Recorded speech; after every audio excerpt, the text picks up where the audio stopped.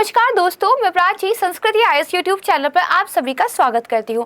Target prelims current affair based on newspaper इस programme के तहत 5 बेहद महत्वपूर्ण टॉपिक्स पर हम चर्चा करते हैं, जिनको हमने द हिंदू और इंडियन एक्सप्रेस न्यूज़पेपर से लिया होता है। इन 5 टॉपिक्स को लेने का उद्देश्य 2 कारण है। पहला ये कि हमने यूपीएससी के जो प्रीवियस ईयर क्वेश्चन है उनकी थीम्स को एनालाइज किया है और ये देखा है कि यूपीएससी की क्या टेंडेंसी रही है कि वो कहाँ से प्रश्न पूछती है। दूसरा रीजन ये है कि टॉपिक की आपके सिलेबस के साथ कितनी रिलेवेंस बैठती है। तो इन चीज़ों को ध्यान में रखते हुए ये हमारी डेली करंट अफेयर की एक सीरीज है, जिसमें हम आपको लगभग 1.5 साल का करंट अफेयर 2023 के एग्जाम के लिए दे रहे हैं। अगर आप रेगुलरली कंसिस्टेंटली इन वीडियोस को फॉलो करते हैं, टाइम टू टाइम रिवाइज करते हैं, इनके नोट्स बनाते हैं, तो करंट अफेयर की तैयारी में आप बहुत आगे रहेंगे। इस बात का मेरा आप यकीन कीजिएगा। तो आइए शुरू करते हैं आज का वीडियो। उससे पहले एक नई सूचना है आपके लिए। संस्कृति आईएएस की ओर से देखिए, foundation course prelims and mains का होता है। ये शुरू किया जा रहा है, जो शुरू हो रहा है 20 जून से हो रहा है। आपकी क्लासेस की टाइमिंग 6:30 बजे रहेगी। क्लासेस आपको ऑफलाइन और लाइव दोनों ही माध्यम में प्रोवाइड की जाएंगी, यानी आप दिल्ली आकर अगर रहकर तैयारी करना चाहते हैं तो वो भी कर सकते हैं, और यदि आप देश के किसी भी हिस्से में बैठकर बिना दिल्ली आए इन्हीं टॉप फैकल्टीज के साथ पढ़ाई करना चाहते हैं तो भी आप कर सकते हैं। इस कोर्स से संबंधित फीस और किसी अन्य जानकारी के लिए स्क्रीन पर जो नंबर दिया गया है उस पर आप संपर्क कर सकते हैं। इसके अलावा संस्कृति आईएएस की वेबसाइट को भी विजिट कर सकते हैं। देखिए, सीट्स जो है लिमिटेड है, तो आप अपनी सीट को बुक जल्दी करा लीजिएगा। तो आइए शुरू करते हैं हमारा आज का वीडियो। सबसे पहले स्क्रीन पर देखते हैं आज का टॉपिक, नैनो यूरिया लिक्विड। ये देखिए न्यूज में है, आपने देखा भी होगा। हाल फिलहाल में एग्रीकल्चर से संबंधित प्रश्नों को पूछे जाने की टेंडेंसी यूपीएससी में बढ़ी है, और अगर कोई चीज ऐसी है जो सब्सिडी से भी आप लिंक कर सकते हैं, हमारे इंपोर्ट बिल से भी लिंक कर सकते हैं, एग्रीकल्चर से भी लिंक कर सकते हैं, साइंस एंड टेक्नोलॉजी से भी लिंक कर सकते हैं, तो वो तो कितना महत्वपूर्ण हो जाएगा। तो नैनो जो हमारा यूरिया लिक्विड है, ये इसी तरह का एक टॉपिक है। आइए देखते हैं। देखिए, प्रधानमंत्री जी ने कलोल जो कि गुजरात में है, वहां पर देश के पहले तरल नैनो यूरिया संयंत्र का क्या है, उद्घाटन किया है।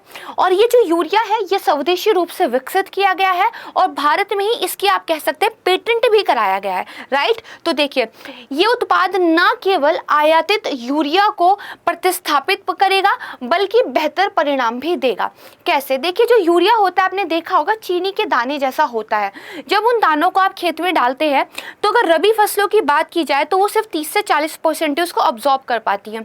वहीं अगर खरीफ फसलों की बात करी जाए तो 25 से 30% इसको अब्जॉर्ब कर पाती है। अधिकतर जो आपका यूरिया है या तो गैस बनकर हवा में उड़ जाता है, या फिर अगर पानी की अधिकता है, सिंचाई ज्यादा कर दी गई है या बारिश ऐसे टाइम पर हो गई है तो पौधों की जड़ों से नीचे चला जाता है, तो पौधे की जड़ जो है इसको अब्जॉर्ब नहीं कर पाती, राइट। तो बेसिकली अगर आप एक 100 किलोग्राम यूरिया यूज कर रहे हैं अपने खेत में तो आपको उसकी केवल 30 से 40% एफिशिएंसी और किसी किसी केस में तो 20 से 25% एफिशिएंसी मिल रही है। तो ह्यूज लॉस है, क्योंकि एक तो इतनी हैवी सब्सिडी देकर गवर्नमेंट आपको यूरिया दे रही है, आप इतनी मेहनत करके खेत में छिड़काव कर रहे हैं और उसका आपको आउटपुट भी इतना कम मिल रहा है। वहीं जो ये लिक्विड यूरिया है, क्योंकि ये लिक्विड फॉर्म में है, तरल है, ये पौधों की जड़ों के द्वारा तुरंत अब्जॉर्ब कर लिया जाता है और 80% एफिशिएंसी के साथ ये देखिए काम करता है। तो इससे क्या फायदा होगा? पहली बात तो यूरिया के इंपोर्ट पर जो हमारी निर्भरता है वो कम होगी। दूसरा क्या होगा, गवर्नमेंट का जो सब्सिडी का बिल है वो कम होगा। तीसरा क्या होगा, जो किसान हैं उनके लिए भी क्या है, थोड़ा सा सस्ता पड़ेगा, तो उनके लिए कॉस्ट इफेक्टिव रहेगा। चौथा क्या है, क्योंकि ये पर्यावरण में घुलता नहीं है, गैस के माध्यम से पानी में ये जाता नहीं है, तो हमारी इन्वायरमेंट के लिए भी ये अच्छा रहेगा। तो अगर किसी चीज़ के इतने सारे बेनिफिट है तो क्यों नहीं उसको अपनाना चाहिए, राइट। तो आइए इसके बारे में देखिए। इंडियन एक्सप्रेस में एक आर्टिकल आया था, बहुत इंपॉर्टेंट ये आर्टिकल था, अगर आप पढ़ना चाहते हैं तो उसको पढ़ भी सकते हैं। वैसे इसके सभी इंपॉर्टेंट पॉइंट्स को मैंने इसके अंदर कवर कर लिया है। आगे देखते हैं। इसके बाद देखिए, ये जो आपका स्वदेशी रूप से बनाया गया है, ये nano biotechnology research centre Kalol Gujarat की हेल्प से बना है और इसको भारतीय किसान उर्वरक सहकारी लिमिटेड के द्वारा बेसिकली तैयार किया गया है। ये इफ्को क्या है इसको भी हम देखेंगे, ठीक है। ये देखिए, परंपरागत यूरिया जो है उसका विकल्प हेल्प प्रदान करता है? देखिए पौधों को नाइट्रोजन की ज़रूरत होती है, नाइट्रोजन उनके लिए सबसे आप कह सकते हैं बेसिक चीज़ है, तो वो नाइट्रोजन उनको यूरिया के माध्यम से प्रोवाइड कराई जाती है। और हमारे देश में तो बहुत ही ज़्यादा ह्यूज क्वांटिटी में यूरिया का यूज़ होता है। तो यूरिया में अगर कोई इनोवेशन हो रही है, कुछ अच्छी चीज़ आ रही है, तो वो तो अच्छी ही बात है, राइट। अब इसके बाद आगे देखते हैं। तो देखिए मैंने आपको बताया जो पारंपरिक यूरिया की आवश्यकता है उसको 50% तक कम कर देता है। इसकी जो एक बॉटल है वो दरअसल एक पूरे बोरे को प्रतिस्थापित कर देती है। तो कहीं ना कहीं किसानों के लिए जो यूरिया को लाने के लिए पहले पूरा ट्रैक्टर वगैरह यूज़ करना पड़ता था, अब वो आराम से बाइसिकल वगैरह पे जाकर भी इसको लेके आ सकते हैं। तो ट्रांसपोर्ट कॉस्ट भी किसानों के लिए इसकी कम हो गई। ये सारे पॉइंट एक्चुअली एक एग्रीकल्चर वेबसाइट थी उस पर लिखे हुए थे, वहाँ से मैंने लिए हैं, ठीक है। इसके बाद ये चीज़ हम ऑलरेडी डिस्कस कर चुके हैं। अब देखिए इफ्को के बारे में बात करते हैं। इसके नाम में क्या लिखा है? भारतीय किसान उर्वरक सहकारी लिमिटेड, मतलब कहीं ना कहीं कोऑपरेटिव की हम बात कर रहे हैं। तो जो भारत देश की सबसे बड़ी सहकारी समितियां हैं उनमें से ये एक है। तो ज़रूरी है 1967 में 57 सहकारी समितियों के साथ इसकी स्थापना की गई थी। अब बात की जाए तो लगभग 36,000 से ज़्यादा कोऑपरेटिव सोसाइटीज से मिलकर ये बना हुआ है। ये ना केवल उर्वरकों के निर्माण और बिक्री में लगा हुआ है बल्कि बहुत ज़्यादा डाइवर्सिफाइड फील्ड में काम कर रहा है, जैसे सामान्य बीमा से लेकर ग्रामीण दूरसंचार तक जो विविध व्यावसायिक गतिविधियां हैं उनमें ये काम कर रहा है, ठीक है। तो इफ्को के बारे में पता चल गया, यूरिया के बारे में पता चल गया, प्रीलिम्स के लिहाज से एक चीज हमारी तैयार हो गई, राइट। अब चलते हम अपने नेक्स्ट टॉपिक की तरफ। सामाजिक स्वास्थ्य कार्यकर्ता आशा, ये टॉपिक को पढ़ाते हुए आई फील वेरी प्राउड, क्योंकि जो आशा कार्यकर्ता हैं उनको देखिए विश्व स्वास्थ्य संगठन के द्वारा एक बहुत ही प्रेस्टिजियस अवार्ड जो है दिया गया है। तो यकीनन देश के लिए एक बेहद महत्वपूर्ण बात है। दरअसल अभी जो आपका विश्व स्वास्थ्य सभा है ना, इसकी जो असेंबली थी वो 75वीं असेंबली जो है हुई थी, और इसके दौरान 6 पुरस्कार विजेताओं में से एक जो है आशा वर्कर्स थी, ठीक है। इनको देखिए ग्लोबल हेल्थ लीड्स अवार्ड इससे देखिए सम्मानित किया गया है, और सबसे बड़ी अंतर्राष्ट्रीय मान्यता के रूप में ये माना जा रहा है, ठीक है। ये पुरस्कार इनको क्यों मिला है? कोविड महामारी के टाइम में इन्होंने फ्रंट में रह के जो काम किया और कम्युनिटी और जो हमारा हेल्थ था उसके बीच में एक सेतु का जो उन्होंने काम किया, इस उनकी सेवा के लिए देखिए उनको, या फिर आप कह सकते हैं उनके इस इनिशिएटिव के लिए, उनके इस कार्य को सम्मान देने के लिए ये पुरस्कार मिला है। तो यहाँ पे देखिए हिंदू में एक एडिटोरियल आया था, a case for community oriented health services, जिसमें जो ये आशा प्रोग्राम है हमारा, ये कब शुरू हुआ, इसमें क्या क्या आप कह सकते हैं अच्छी बातें हैं, क्या इसके नेगेटिव पॉइंट्स है, गवर्नमेंट को क्या कुछ करना चाहिए, ये सब बातें डिस्कस की गई थी मीन्स के पॉइंट ऑफ व्यू से। मैंने इस आर्टिकल से उस इन्फॉर्मेशन को एक्सट्रैक्ट किया है जो प्रीलिम्स के पॉइंट ऑफ व्यू से हमें पता होनी चाहिए, राइट। तो आगे देखते हैं। जो आशा कार्यकर्ता होती हैं समुदाय के भीतर काम करने वाली स्वयं सेवक होती हैं।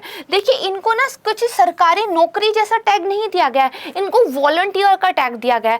और इस स्वयं सेवक से ही एक बात याद कर लीजिएगा, इनको किसी भी वेतन का भुगतान सरकारों की तरफ से नहीं किया जाता, क्योंकि ये क्या है, स्वयं सेवी अपनी मर्जी से अपनी इच्छा से काम कर रही है। तो फिर पैसे कहाँ से आते हैं भाई? हमेशा तो वे फ्री में काम नहीं कर सकता, कौन ही कर पाएगा। तो देखिए होता क्या है, ये जो इंस्टीट्यूशनल डिलीवरी कराती हैं या बच्चों का जो टीकाकरण कराती है, तो टारगेट बेस्ड कुछ इंसेंटिव गवर्नमेंट की तरफ से दिए जाते हैं कि भाई अगर आपने इतने संस्थागत प्रसव कराए तो सरकार आपको एक इंसेंटिव दे रही है, अगर इतना टीकाकरण हो गए तो ये आपको एक इंसेंटिव मिल रहा है। तो इन सब के माध्यम से महीने में इनकी 6,000 से 8,000 रुपए तक की कमाई हो जाती है। लेकिन अगर कभी एक प्रीलिम्स के क्वेश्चन में ये स्टेटमेंट आ जाए कि आशा कार्यकर्ताओं को बकायदा न्यूनतम वेतन सरकार की तरफ से दिया जाता है, तो that will be a wrong statement, क्योंकि ये स्वयं सेवी है और एज सच इनको किसी पे रोल पर नहीं रखा गया है, सरकार केवल इनको इंसेंटिव देती है, right. This is a basic concept जो आपको पता होनी चाहिए। तो अब देखिए सरकार की जो विभिन्न स्वास्थ्य योजनाएं हैं, तो उनका जो लोग लाभ उठा रहे हैं, तो उन लोगों को जानकारी देना, उनकी हेल्प करना, इसके लिए इनको क्या है, ट्रेन किया जाता है। कम्युनिटी के लेवल पर कम्युनिटी को बेनिफिट पहुंचाने के लिए इन लोगों को देखिए हायर तैयार किया जाता है, क्योंकि कम्युनिटी के ही लोग, हमारी कम्युनिटी की ही महिलाएं हैं, उनको इंजेक्शन लगाना सिखा दिया, उनको जो है बेसिक आपने मेडिसिन के बारे में नॉलेज दे दी, उनको देखिए डिलीवरी के बारे में कुछ बेसिक नॉलेज दे दी ताकि वो हॉस्पिटल तक एक प्रेग्नेंट वुमेन को ले जाए।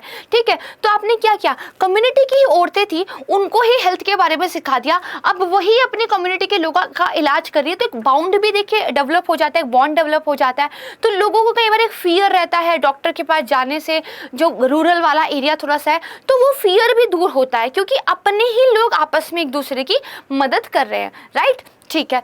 इसके बाद देखिए ये क्या करते हैं, जो प्राथमिक स्वास्थ्य केंद्र है, उप केंद्र है, जिला अस्पताल है, ऐसी सुविधाओं से वहां हाशिए पर रहने वाला जो समुदाय है उसको जोड़ने के लिए एक सेतु के, एक ब्रिज के रूप में काम करते हैं। ठीक है, अगर बात करें इसकी शुरुआत की तो देखिए पहली बार जो राष्ट्रीय ग्रामीण स्वास्थ्य प्रोग्राम या मिशन आया था 2005 में, उसके द्वारा इसको स्थापित किया गया था ग्रामीण एरिया में काम करने के लिए। बाद में आपका राष्ट्रीय शहरी स्वास्थ्य मिशन लाया गया, उसके द्वारा शहरी क्षेत्रों में भी इनका जो है विस्तार कर दिया गया। राइट, तो जो पहली बार लाई गई थी तो सिर्फ ग्रामीण क्षेत्र के लिए लाई गई थी 2015 में। ठीक है, कौन से प्रोग्राम के तहत, तो आपका राष्ट्रीय ग्रामीण स्वास्थ्य मिशन के तहत। फिर शहरी क्षेत्रों में भी इनको जो है आप कह सकते हैं इनको बढ़ावा दे दिया गया। ठीक है, अगर एक डाटा की बात करें तो भारत में लगभग देखिए करीब 10.5 लाख आशा कार्यकर्ता काम करती हैं। सर्वाधिक उच्च आबादी इनकी उत्तर प्रदेश में है, देन बिहार, मध्य प्रदेश में। गोवा एकमात्र ऐसा राज्य है जहां पर आशा कार्यकर्ताएं नहीं है। तो दिस इज एक कह देते हैं ना अपवाद वाली स्टेटमेंट। तो कई बार होता है कि पूरे देश में ही आशा कार्यकर्ताएं रहती हैं, तो हमें लगेगा हाँ यार कम्युनिटी लेवल पर तो काम करिए, लेकिन नहीं, गलत हो जाएगा क्योंकि गोवा एक ऐसा राज्य है जहां पर ये चीज नहीं है। इसको थोड़ा ध्यान रखिएगा। अब देखिए लोग क्या क्या करते हैं, तो घर जाकर बुनियादी पोषण के बारे में, स्वच्छता को लेकर कुछ अच्छी प्रथाओं के बारे में और जो उपलब्ध स्वास्थ्य सेवाएं हैं उनके बारे में जागरूकता प्रदान करते हैं। इसके अलावा गर्भावस्था के टाइम पे पोषण युक्त भोजन वगैरह के बारे में जानकारी, ठीक है, प्रसव वगैरह को सुनिश्चित करना, जो आप कह सकते हैं बच्चों को पूरक पोषण के लिए जो प्रसूताएं हैं उनको ट्रेनिंग देना, इस तरह की चीजें ये करती हैं। ठीक है, और जो प्रसव पूर्व जांच होती है, बेसिक जो जांच होती है, उन सबको भी ये लोग करते हैं। राइट, तो इसको ध्यान रखिएगा। ठीक है, इसके बाद आते हैं हम अपने थर्ड टॉपिक की तरफ, and what it is, European union. Right, ये है। तो यूरोपियन यूनियन देखिए न्यूज में क्यों था, एक आर्टिकल आया था कि यूरोपियन यूनियन ने बैन कर दिया है रशियन ऑयल। उन्होंने कहा है आने वाले 6 से 8 महीनों में हम काफी हद तक रशियन ऑयल पर अपनी डिपेंडेंसी को कम कर देंगे। ठीक है, तो ये देखिए मेंस के पॉइंट ऑफ व्यू से एक आर्टिकल था, बट यूरोपियन यूनियन क्योंकि लगातार न्यूज में है यूक्रेन रशिया वॉर की वजह से, तो हम इसके बारे में पता होना चाहिए। तो देखिए 27 यूरोपीय जो देश हैं उनका ये एक संगठन है। इसकी जो स्थापना हुई थी तो 1993 में हुई थी, एक संधि के द्वारा हुई थी। उस संधि का नाम है maastricht संधि। ठीक है, इसके अंदर यूरोपीय संसद भी है, यूरोपीय कोर्ट भी है और साथ में यूरोपियन सेंट्रल बैंक भी है। देखिए कुछ देश थे उन्होंने आपस में मिल बैठ के कहा भाई ये क्या बॉर्डर शॉर्डर करना, ये क्या ट्रेड पर रोकथाम करनी, ये क्या अलग अलग कोर्ट वगैरह करने, क्यों नहीं हम सब लोग मिलकर एक बाउंड्री लेस कम्युनिटी का निर्माण करते हैं जहाँ पे पासपोर्ट की जरूरत ना पड़े, आपस में ट्रेड सर्विसेज लोगों का आदान प्रदान हो सके, एक कॉमन कोर्ट भी हो हमारी। ठीक है, इसके अलावा एक कॉमन हमारा बैंक भी हो, क्यों ना एक करेंसी भी ऐसी बना ले जो हम सब लोग समान रूप से यूज करें, है ना। तो ऐसा उन्होंने किया और ये बेसिकली जो मिली भगत से इनका निकल कर आया ये यूरोपियन यूनियन कहलाता है। ठीक है, अब इसके बाद देखते हैं 19 सदस्य ऐसे हैं इन 27 में से जो यूरो को अपनी मुद्रा के रूप में प्रयोग करते हैं, नो नहीं करते। तो अगर कभी ये स्टेटमेंट आ जाए कि सारी यूरोपियन यूनियन वाली कंट्रीज यूरो को एज अ करेंसी अडॉप्ट करती है तो that will be a wrong statement. क्यों? क्योंकि 9 देश बुल्गारिया, क्रोएशिया, चेक गणराज्य, Denmark, Hungary, Poland, Romania, Sweden, United kingdom, जो कि अब तो इसका पार्ट रहा ही नहीं है, ये यूरो का उपयोग नहीं करते हैं। ठीक है, इसको ध्यान रखना है। देखिए 2012 में इसको नोबेल का पुरस्कार भी मिला था शांति के लिए। ठीक है, इसको ध्यान रख लीजिएगा। उद्देश्य की बात करें तो एक आंतरिक साझा बाजार है, एक कॉमन मार्केट है, इनकी सामान का आदान प्रदान होता है। ठीक है, इनके बीच में माल की, पूंजी की, सेवाओं की मुफ्त आवाजाही होती है। राइट, आपस में जो मेंबर कंट्रीज के लोग हैं वो क्या है बिना वीजा के घूम फिर सकते हैं, यानी कि एक यूरोपियन कंट्री में गए यूनियन वाली में और फिर सब जगह में ना मस्ती आराम से घूमे। ठीक है, ये ध्यान रखिएगा। इसके अलावा आपस में कानून, चिकित्सा, पर्यटन, बैंकिंग, बीमा, इन सब के लिए ये है व्यवसाय आप एक दूसरे के यहाँ संचालित कर सकते हैं। ठीक है, तो हर चीज क्या है शेयरिंग बेसिस पे हो रही है। जैसे हिंदू अनडिवाइडेड फैमिली नहीं होती है, हिंदू साझा घर होते हैं, दादा दादा दादी, आपके चाचा चाची, ताऊ ताई, मम्मी पापा, भाई बहन, कजिन ब्रदर, सब लोग रहते हैं, कितना मतलब एक अच्छा माहौल होता है। तो उस तरह का आप समझ सकते हैं यूरोपियन यूनियन को। ठीक है, तो ये कुछ इंपॉर्टेंट था। थोड़ी सी हिस्ट्री के बारे में बात कर लेते हैं। देखिए 1950 में ये जो 6 देश थे, कौन कौन, Belgium, France, Germany, Italy, Luxembourg और नीदरलैंड, इन्होंने देखिए एक यूरोपीय व्यापार क्षेत्र की अवधारणा की स्थापना की थी। उस टाइम पे जस्ट एक कॉन्सेप्ट एक्चुअली इवॉल्व हुआ था। इसके बाद 1957 में रोम की एक संधि हुई। इसके बाद जो है 1968 में सीमा शुल्क को पहले समाप्त कर दिया गया और फिर एक यूरोपियन संघ संसद बना दी इन्होंने 1979 में। फिर 1993 में एकदम माइलस्टोन जैसी इनकी संधि हुई, maastricht की संधि, जिसमें यूरोप का साझा आम बाजार जो है स्टैब्लिश हो गया और यहीं से यूरोपियन यूनियन की शुरुआत भी मानी जाती है, राइट। फिर 2009 में देखिए लिस्बन की संधि भी हुई। ठीक है, इसकी वजह से जो यूरोपियन संसद थी उसकी शक्तियों में कुछ वृद्धि की गई, कुछ और उपाय किए गए। फाइनली क्या है, एकजुटता के साथ ये लोग अब रह रहे हैं और अभी हमें पता चल रहा है धीरे धीरे वो एकजुटता कैसे भंग हो रही है। World change, you know. तो ठीक है, ये हमने यूरोपियन यूनियन के बारे में समझा। अब हम चलते हैं अपने नेक्स्ट टॉपिक की तरफ जो बड़ा ही इंपॉर्टेंट है, यह है गिग वर्कर्स। इसके बारे में आपको जानना भी चाहिए। अच्छा, पिज्ज़ा खाने का मन करता है, पिज्ज़ा फट से आ जाता है ऑर्डर करते ही। कहीं जाने का मन करता है, उबर आ जाती है, ओला आ जाती है। तो ये जो लोग काम कर रहे हैं, क्या ये परमानेंट एम्प्लॉय होंगे इन कंपनीज के? भाई इतने सारे डिलीवरी बॉयज़ हैं, इतने सारे ड्राइवर्स हैं, क्या इन सबको इन्होंने परमानेंट रखा होगा? नहीं, ये लोग फ्लेक्सिबल वर्कर्स हैं इनके यहाँ पे। और बहुत सारे वर्कर्स तो ऐसे हैं, या मान लीजिए आप जो है यूट्यूब पर वीडियोस बनाते हैं, आपकी वीडियो एडिटिंग का काम कोई और करता है, तो आप फ्रीलांसिंग पे जो है आपने किसी को रखा हुआ है, वो आपकी वीडियो एडिट करके आपको दे देते हैं। फ्लेक्सिबल है, वो आपके घर नहीं आते, आप उनके घर नहीं आते, आप उनको मेल कर देते हैं, राइट। एंड उसके बाद वो आपकी वीडियो एडिट करके आपको दे देते हैं। जितना उन्होंने काम किया उतना आप उनको पे कर देते हैं। उनकी मर्जी है वो काम करना चाहे या नहीं चाहे, आगे आपकी भी मर्जी है आप काम देना चाहे या नहीं चाहे। तो देखिए जो इस तरह का वर्कर्स होते हैं जो परमानेंट नहीं है, जो आप कह सकते हैं किसी पे रोल पर नहीं रखे गए हैं, वो कहीं ना कहीं गिग वर्कर्स के रूप में आ जाते हैं। 3 कीवर्ड है, समझते हैं। पहला तो क्या है, गिग इकोनॉमी को समझिए। गिग इकोनॉमी ये कैसी अर्थव्यवस्था है? एक मुक्त बाजार प्रणाली, एक फ्री मार्केट वाला सिस्टम है जहाँ पे सब अपनी अपनी मर्जी से जैसे जैसे स्किल है वैसा वैसा काम कर सकते हैं। अस्थायी अनुबंध होता है, भाई 3 महीने के लिए काम करेंगे, 2 महीने के लिए काम करेंगे। एक क्या है आपका अस्थायी टेम्पररी कॉन्ट्रैक्ट होता है। और अल्पकालिक जुड़ा होता है, थोड़े समय के लिए जुड़ा होता है। कुछ स्वतंत्र श्रमिक होते हैं जो अपनी मर्जी से काम कर रहे हैं, उनके साथ आप एक कॉन्ट्रैक्ट में काम करते हैं। ये सारी चीज़ें जहाँ होती है उसको देखिए गिग इकोनॉमी कहते हैं, राइट। अब देखिए जो सेंटर है उसने एक सेशन होल्ड किया है ताकि गिग वर्कर्स के राइट के बारे में जागरूकता सेंटर के अधिकारियों को दी जा सके। क्योंकि देखिए गिग वर्कर्स को अभी कोविड के बाद काम वगैरह की थोड़ी कमी फेस करनी पड़ रही है और जो अधिकारी वगैरह उनको भी इनके राइट्स के बारे में ज़्यादा पता नहीं है। तो सेंटर क्या कर रही है, इनके बारे में चीज़ों को बताया जाए, अपने अधिकारियों के लिए सेशंस को होल्ड कर रही है। तो ये कंटेक्स्ट था, समझेंगे हम गिग वर्कर, राइट। तो गिग इकोनॉमी हमने समझ लिया। काम के बदले भुगतान पर रखे गए कर्मचारी, जितना काम उतना भुगतान, सैलरी वैलरी का कोई चक्कर नहीं है।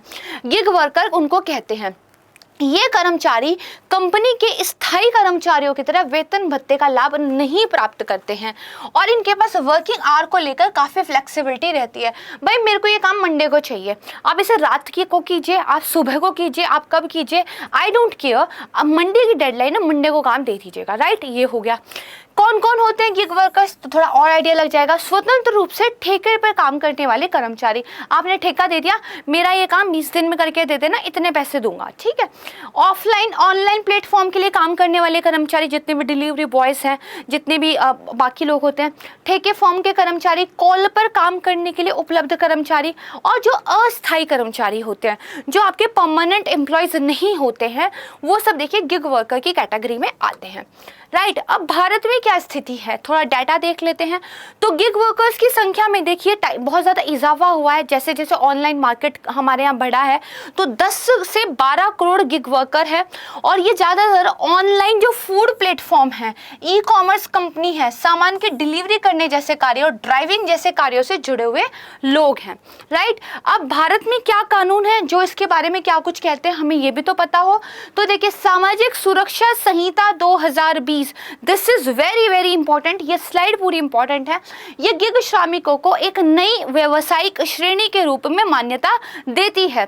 ये क्या कहती है कि ये गिग वर्कर को एक ऐसे व्यक्ति के रूप में परिभाषित करती है जो पारंपरिक नियोक्ता कर्मचारी संबंधों के बाहर काम करता है और देखिए कार्य की व्यवस्था में भाग लेता है और उसके बदले क्या है, कमाई करता है। ठीक है, दूसरा कानून क्या है, मजदूरी संहिता 2020। इसमें ये कह दिया गया है कि जो गिग श्रमिक हैं, चाहे वो संगठित क्षेत्र में चाहे वो असंगठित क्षेत्र में हैं, उनके लिए सार्वभौमिक न्यूनतम मजदूरी का जो है प्रावधान होना चाहिए। इसके अलावा रिसेंट में बजट में घोषणा भी की गई थी, जो हमारा एम्प्लॉय सिक्योरिटी फंड एक होता है ESIC, ठीक है, इसमें भी इन गिग वर्कर्स को कुछ हेल्प जो है सरकार की तरफ से दी जाएगी। तो ये दोनों कानून कम से कम याद होने ही चाहिए, राइट, इतना आपको जो है पता चल गया। अब बात करते हैं आज के लास्ट टॉपिक की। क्या है ये, leadership for industry transition, right. तो देखिए इसमें क्या है, जो भारत और स्वीडन है उन्होंने संयुक्त रूप से स्टॉकहोम में एक इंडस्ट्री ट्रांजिशन डायलॉग, इसकी देखिए वो मेजबानी कर रहे हैं। और ये जो इंडस्ट्री ट्रांजिशन डायलॉग है ये दरअसल किसका पार्ट है, ये इसी लीडरशिप फॉर इंडस्ट्री ट्रांजिशन का एक भाग है। यहाँ पर देखिए लिखा होता Bhupendra seeks relook at IP resume, ठीक है, जिसमें इन्होंने ये सब कहा था कि भाई जो डेवलप्ड कंट्रीज हैं वो इंडस्ट्रियल पॉल्यूशंस को लेकर ज़्यादा रिस्पॉन्सिबिलिटी लें, जो डेवलपिंग कंट्रीज उनको टेक्नोलॉजी एंड मनी को पे करें। और देखिए स्टॉकहोम कन्वेंशन, इसको ध्यान रखिएगा, इसको देखिए आप कह सकते हैं 50 साल पूरे हो गए, 1992 में हुआ था आई थिंक, तो 50 साल पूरे जो इसको हो गए हैं। तो इसी के उपलक्ष्य में कहीं ना कहीं भारत और स्वीडन ये जो लीडरशिप और ये जो इंडस्ट्री ट्रांजिशन डायलॉग है इसको देखिए होस्ट कर रहे हैं, ठीक है। तो ये इस वजह से इंपॉर्टेंट हो जाता है। जैसे यहाँ पे दिया हुआ है कि ये कॉन्फ्रेंस स्टॉकहोम में आयोजित मानव पर्यावरण पर पहले संयुक्त राष्ट्र सम्मेलन का क्या है, 50 साल का प्रतीक है। ये जो हमारा लीड IT है, ठीक है, इस वाली जो पहल को है इसको लीड IT बोलते हैं शॉर्ट फॉर्म में। ये दरअसल उन क्षेत्रों पर ध्यान देता है, इंग्लिश में एक वर्ड है hard to abate. Hard to abate actually उस तरह की आप कह सकते हैं चीज़ें होती हैं, उस तरह के सेक्टर्स होते हैं जिनमें ट्रांजिशन करना इतना आसान नहीं होता। एक स्थिति में वो जो काम कर रहे हैं उसे दूसरी स्थिति में ले जाना इतना आसान नहीं होता, या तो टेक्नोलॉजी ही नहीं है या कॉस्ट इतनी ज़्यादा लगती है कि मुश्किल हो जाती है। जैसे सीमेंट उद्योग, जैसे स्टील उद्योग, क्या आप इन उद्योगों के बिना काम चला सकते हैं? नो। लेकिन इनको पर्यावरण फ्रेंडली बनाना या तो बहुत तगड़ी वाली टेक्नोलॉजीज चाहिए या बहुत तगड़े वाला पैसा चाहिए, राइट। तो ये कुछ ऐसे सेक्टर्स हैं जो हार्ड टू अबेट है। और ये वाला जो भारत स्वीडन का प्रोग्राम चल रहा है और उसके जिसकी ये पहल है लीड की, इसका उद्देश्य यही है कि इन सेक्टर्स को पर्यावरण के अनुरूप कैसे बनाया जाए और डेवलप्ड कंट्रीज को डेवलपिंग कंपनीज की इसके तहत हेल्प करनी चाहिए, ठीक है। तो ये क्या कहते हैं कि जो 2050 तक शून्य उत्सर्जन का हमारा लक्ष्य है, तो स्टील और सीमेंट जैसे उद्योगों को देखिए हमें क्या है, मजबूत प्रतिबद्धता के द्वारा स्थापित करना है। जो भारी उद्योग संक्रमण है, जो हैवी इंडस्ट्रीज ट्रांजिशंस हैं, उनके लिए लीडरशिप देनी है। साथ ही पेरिस समझौते के लक्ष्य को भी हमें क्या है, पूरा करना है, ठीक है। यानी कि हमें जलवायु कार्रवाई में एक प्रमुख हितधारक के रूप में काम करना है और बाकी कंट्रीज से भी इस चीज का आग्रह करना है। तो क्या क्या उद्देश्य है, हैवी इंडस्ट्रीज ट्रांजिशन को मोर एनवायरमेंट फ्रेंडली बनाया जाए। दूसरा क्या है, पेरिस समझौते को लेकर काम किया जाए। तीसरा क्या है, जो 2050 तक जीरो कार्बन का लक्ष्य हमने रखा है इसको पूरा किया जाए। तो लीड अगर कभी भी आ जाएगा, इन 3 उद्देश्यों को ध्यान रखिएगा, भारत और स्वीडन को ध्यान रखिएगा, ठीक है। बस इतना ही आपके लिए यहाँ से जरूरी है।